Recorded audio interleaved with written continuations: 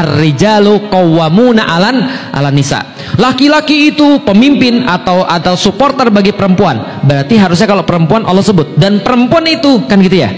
Enggak. Allah enggak bilang ar-rijalu qawwamuna 'alan nisa terus lalu an-nisa'u bla bla bla, enggak. Tapi Allah langsung katakan fasolihatu. Artinya adalah apa? Perempuan tuh nggak usah disebut.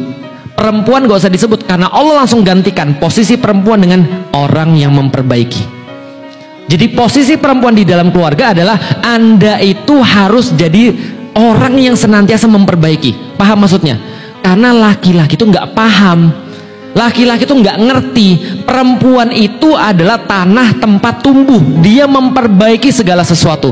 Maka perempuan fungsi pertama di dalam keluarga adalah dia jadi orang yang memperbaiki, membuat segala sesuatu jadi baik, tempat kembali.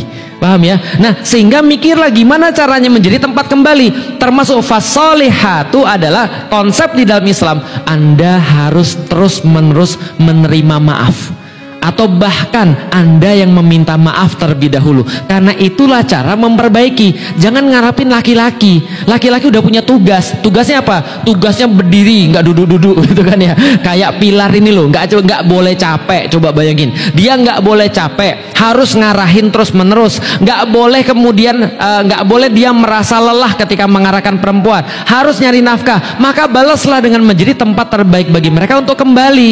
Dia memang nggak boleh capek, tapi mbok yao dilayani, mbok yao kemudian dimengerti, mbok yao dikasih terima kasih, apresiasi. Bisa paham ya? Ustadz, kata Ustadz kan itu kewajiban dia nyari nafkah. Kenapa harus kita yang minta maaf duluan? Kenapa kita harus terima kasih? Itulah namanya fasolihat. Fasolihat artinya laki-laki itu punya masalah di luar, ngelihat Anda masalahnya hilang, bukan nambah, gitu kan ya. Pah itu, gitu kan ya, tetangga. Kapan kita ganti mobil kayak tetangga misalnya, nambahin beban. Dia lagi diem-diem, dia lagi stres mikirin kemudian bayar listrik gimana, mau minjem temannya 100 atau enggak gitu misalnya. Nah ini adalah yang harus dibantu.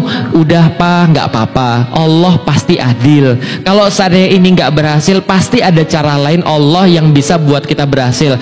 Pokoknya Papa lagi ngapain aja, Mama akan dukung.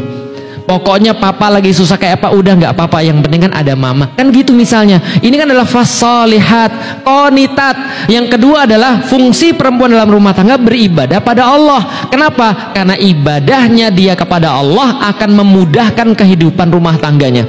Karena laki-laki sudah banyak tugas, maka kata Allah, perempuan mbok ya jadi yang memperbaiki dan beribadah kepada Allah.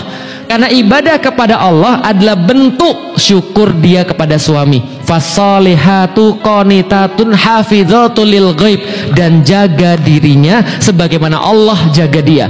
Apa yang dijaga? Dua. Satu, harta suaminya. Dua, kehormatan suaminya. Apa yang pertama? Harta suaminya. Yang kedua, kehormatan suaminya. Alhamdulillah Ustadz, saya tuh punya istri sangat pintar untuk nyari uang. Alhamdulillah. Terutama saya sembunyiin di mana saja dia sudah tahu, kan gitu kan ya. Itu termasuk ya. Jadi menjaga harta suami artinya mengelola harta suami. Artinya bagaimana caranya memanfaatkan harta suami sebaik-baiknya. Itu adalah menjaga harta suami. Yang kedua, menjaga kehormatan suami. Bagaimana cara menjaga kehormatan suami? Nih, ibu-ibu saya mau kasih tahu. Orang zaman dulu bilang begini. Orang zaman dulu ya bilang gini, laki-laki itu gampang. Laki-laki itu gampang.